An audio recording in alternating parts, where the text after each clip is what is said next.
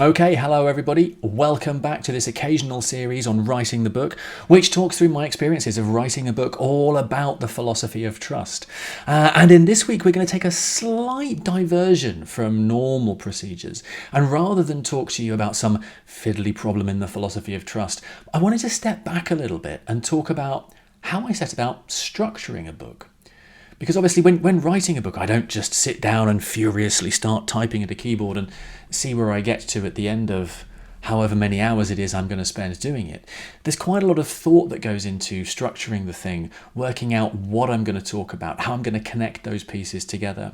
And so in today's video, I'm going to talk through exactly that process, how I set about structuring things, what's going to go where, and talk you through the structure of the book. The how question, I think, is kind of fun because I think that a book in the philosophy of trust is about developing one long argument over the course of the book.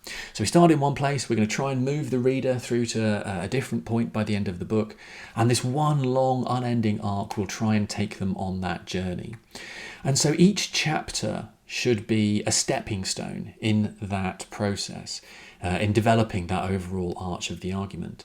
And then, of course, all of the subsections within those chapters should be steps along the way to achieving the goals of those individual chapters. Put that way, it sounds, I hope, like it's not too crazy and hard a process, and I don't think it is. It can get quite complicated, though, because you might want to say something halfway through chapter 7 that might be in tension with something that you said in chapter 2. Or you might need to say something in chapter 3 and then come back to it in chapter 8 to offer a bit of a defence of it. But that general schematic idea of developing a long, carefully structured argument over the course of things just is the approach that I take to writing the book. So with that all in mind then, what's going into the current book?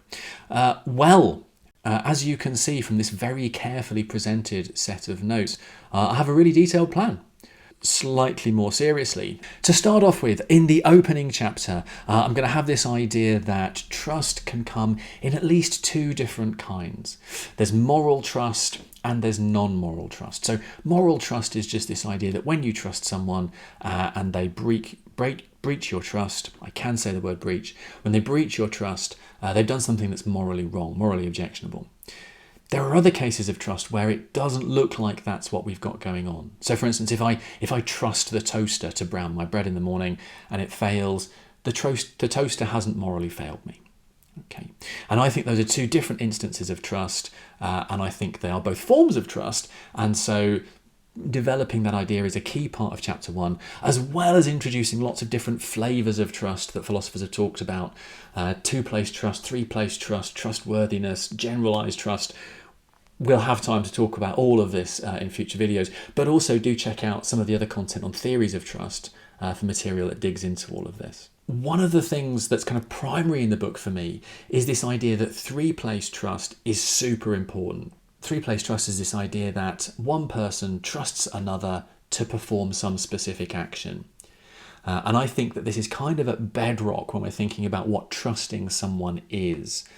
And that's going to require me to do some interesting kind of work, because there are people who said, no, it's not. They think that 2-place trust is basic. This idea that there's just an attitude of trust, that's what's fundamental out there. I don't think that that's right, and so I've got to develop some arguments along the way to show why I'm really right and to move people along. In chapter 3, what I then move on to do, or what I'm going to try and move on to do, is to talk a little bit about how existing theories of trust don't really manage to distinguish non-moral trust, so like the toaster case, from reliance.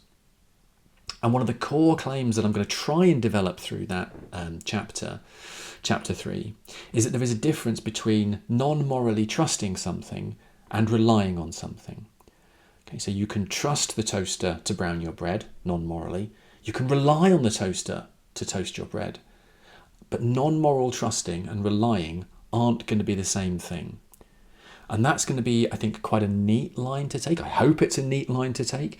And a bunch of arguments to be developed through there to try and bring you along with that. That shifts along to chapter 4, where I say the existing theories of trust have some failings when it comes to talking about particular cases. So, for instance, I think that the existing theories of trust that we have in the philosophical literature can't really account for the fact that we have moral trust in non-agents. So things like businesses, artificial intelligence, and so on. I think a lot of contemporary theories of trust from the philosophical side would say, look, you just can't trust an AI. It doesn't make any sense. Or you just can't trust something like a corporation. It doesn't make any sense. But I think it does make sense, and so I think that a theory should take all of that into account. And that leads us neatly on to chapter 5, where I say my ought account of trust, I have a video about that, I'll link to it down below, can do all of this. It can explain the primacy of three-place trust. It can explain the distinction between non-moral trust and reliance. And it can explain how we have these kinds of moral instances of trust with non-agents, things like corporations and AI. So that's the first part of the book. But then what I want to do is to have 3 chapters where I talk about the application of these philosophical views that I've developed over the course of those first 5 chapters. Because there's a theme running through the book that I'm hoping to write, that it's all very well and good to do philosophy for philosophy's sake. But where philosophy really earns its pay is in the service of being applied to various different circumstances. And so what I want to do in those in the 3 chapters that are currently planned is to talk about how to think about trusting groups, trusting corporations, these non-agents, and really plug the philosophical work that I do in the first parts of the book into some of the discussions about those topics. And then I want to do the same for discussions about trust in technology, and then also the same for trust in self. I think this idea that we don't trust ourselves enough is quite present at the moment, and I think it's important that philosophy has something to say. But hopefully then you can get to a feel for the overarching arc that I'm developing. We have all of these philosophical theories, we need to develop them robustly. The theory I'm going to defend is an ought account, but then we need to see how this gets applied to real world circumstances involving groups, corporations, technologies, and the self, to see not only what a rich and robust philosophy of trust looks like, but then how we can use it when we stop doing philosophy. We step outside the seminar room, away from the YouTube channel, whatever it is, and actually start to interact with how things are in the world. That's the arc for the book. All I have to do now is sit down and write it. Let me know what you think in the comments. Is this book sounding like a great idea or a terrible idea? Are there other things I should be talking about? Be fascinated to hear what you think. If this has been fun though, let me know. Give the video a like and subscribe to the channel. In the meantime, stay suitably trusting.